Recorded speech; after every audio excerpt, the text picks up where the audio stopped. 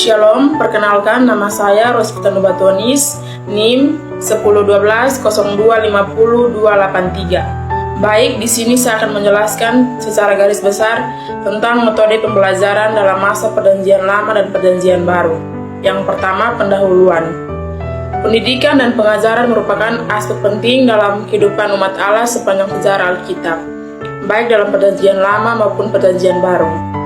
Kegiatan mengajar tidak hanya berfungsi sebagai proses transfer pengetahuan, tetapi juga sebagai sarana membentuk karakter, menanamkan nilai-nilai moral, dan memperkuat relasi umat dengan Allah. Setiap masa menampilkan metode pengajaran yang khas sesuai konteks sosial, budaya, dan kebutuhan rohani umat pada zamannya.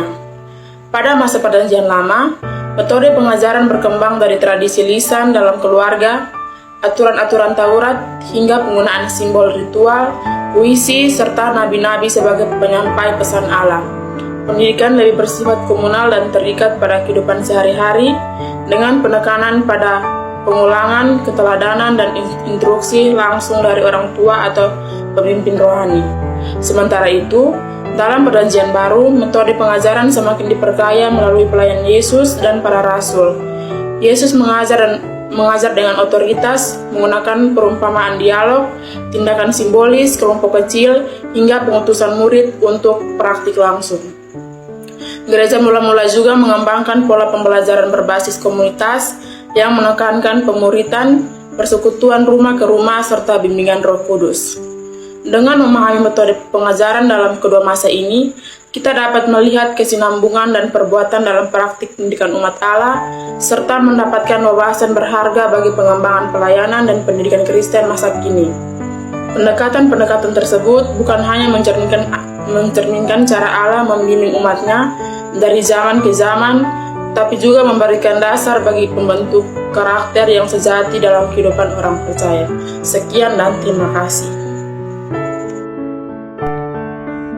Saya semakin mengajukan NIM 1012-0250-283. Di sini saya akan menjelaskan tentang metode pembelajaran di masa Perjanjian Baru. Yang pertama itu metode perumpamaan. Tujuannya untuk membuka kebenaran melalui cerita sederhana. Contoh, Yesus mengajar tentang kerajaan Allah melalui perumpamaan untuk kisah pendek yang menggugah remaja. Yang kedua itu metode diskusi dan tanya jawab. Tujuannya untuk menegaskan kebenaran melalui dialog. Contoh, Yesus menjawab ahli Taurat, murid bertanya kepada Yesus. Bentuknya yaitu interaksi langsung, klarifikasi, debat sehat. Yang ketiga yaitu metode demonstrasi atau contoh tindak. Tujuannya untuk mengajar melalui praktik nyata. Contoh, membasuh kaki murid. Bentuknya itu pengajaran melalui tindakan simbolis. Yang keempat, bentuk pengutusan.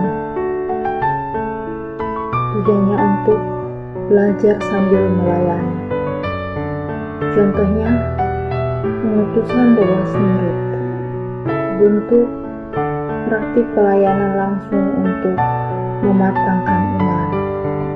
Yang kelima yaitu metode khotbah. Tujuannya untuk memberitakan Injil dan membangun jemaat.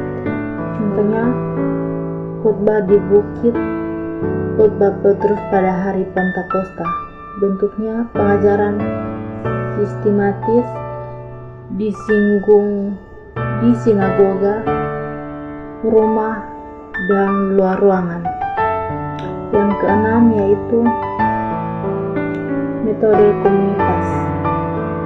Tujuannya untuk pertumbuhan iman melalui persekutuan. Contoh, kisah para rasul pasal 2 ayat 42 berkata bertekun dalam pengajaran Rasul doa persekutuan. Bentuknya untuk belajar melalui pengalaman bersama. Yang ketujuh yaitu metode surat. Tujuannya untuk membimbing gereja melalui tulisan. Contoh, surat Paulus, Petrus, Yakobus, dan Yohanes. Bentuknya untuk bimbingan, nasihat, koreksi tertulis pada jemaat. Yang kedelapan yaitu metode kesaksian hidup. Tujuannya untuk mengajar melalui teladan hidup yang berubah. Contohnya, gereja mula-mula dikenal melalui kasih dan pelayanan. Bentuknya hidup sebagai saksi Kristus. Baik, di sini yang kedua saya akan menjelaskan tentang perbedaan utama Perjanjian Lama dan Perjanjian Baru. Perjanjian Lama dan Perjanjian Baru fokus pada hukuman, tradisi, dan keluarga. Fokus pada kasih, kerajaan Allah, dan penginjilan. Menggunakan ritual, simbol nabi, menggunakan perumpamaan, mujizat, komunitas, pengajaran bersifat komunal dan nasional, pengajaran bersifat personal, komunitas, dan misi. Jadi kesimpulan dari metode-metode ini yaitu metode pembelajaran Alkitab mencerminkan karya Allah dalam sejarah. Perjanjian Lama menekankan pengajaran melalui keluarga, hukum ritual, dan teladan para pemimpin. Perjanjian Baru menekankan pengajaran melalui Yesus dan gereja mula-mula, perumpamaan, pelayanan, komunitas, kesaksian hidup. Terima kasih. Shalom teman-teman, perkenalkan nama saya Naufina Alwi. Di sini saya akan menjelaskan tentang metode pembelajaran di masa Perjanjian Lama. Metode yang pertama yaitu metode oral, lisan atau tradisi tutur. Pembelajaran terutama dilakukan melalui penyampaian lisan dari generasi ke generasi. Contohnya, orang tua mengajarkan Tuhan kepada anak-anaknya yang terdapat di dalam Ulangan pasal 6 ayat 6-7. Metode yang kedua, metode perumpamaan dan kisah. Para pemimpin, nabi, dan hikmat Israel menggunakan cerita dan perumpamaan untuk menyampaikan ajaran moral atau rohani. Contohnya, Nabi Nathan memakai perumpamaan tentang domba yang terdapat dalam 2 Samuel pasal 12 ayat yang pertama hingga yang ke-7. Dan kitab Amsal penuh dengan bentuk perumpamaan yang lain. Metode yang ketiga, metode simbolik dan ritual. Upacara keagamaan menjadi sarana pendidikan iman. Contohnya, Paskah mengajarkan pembebasan Israel yang terdapat dalam Keluaran pasal 12. Dan batu peringatan di Sungai Yordan mengajarkan karya Allah yang terdapat dalam Yesua pasal 4 ayatnya yang ke-6 hingga ke-7. Metode yang keempat, metode hukuman dan disiplin. Dalam keluarga maupun masyarakat, disiplin dipakai sebagai alat pendidikan karakter.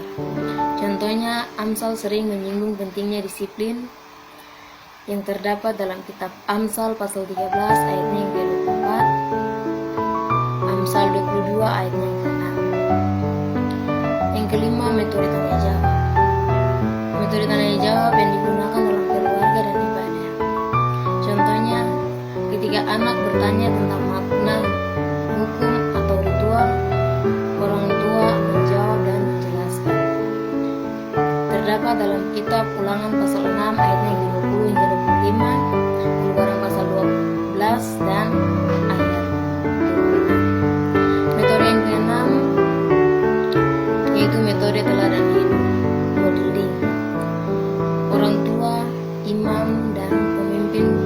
memberikan teladan dalam hidup sehari-hari. Contohnya Musa, Yosua, Samuel sebagai teladan kepemimpinan. Dan iman mengajarkan melalui tata hidup kudus yang terdapat dalam Imamat pasal 10 ayat 10 hingga ayat 11. Metode yang ketujuh, metode penulisan dan pembacaan kitab. Setelah hukum ditulis, pembelajaran melalui pembacaan bersama mulai berkembang. Contohnya Musa menulis hukum yang terdapat dalam Ulangan pasal 21 ayat 9 hingga ayat 15. Dan Esra membacakan Taurat kepada umat yang terdapat dalam Nehemia pasal 8 ayat pertama hingga ayat 8. Metode yang kedelapan, metode peringatan dan hiburan. Nabi-nabi menyampaikan pengajaran melalui 1. Teguran, 2. Seruan pertobatan, 3. Penglihatan dan nubuat simbolis. Misalnya Yeremia memakai ikat pinggang, Yeskiel berbaring di satu sisi sebagai pesan simbolis. Metode yang kesembilan yaitu metode nyanyian dan puisi. Puisi, mazmur, nyanyian menjadi sarana mengajar. Contohnya nyanyian Musa yang terdapat dalam Ulangan 32 dan mazmur sebagai bentuk pengajaran moral dan rohani. Baik, sekian.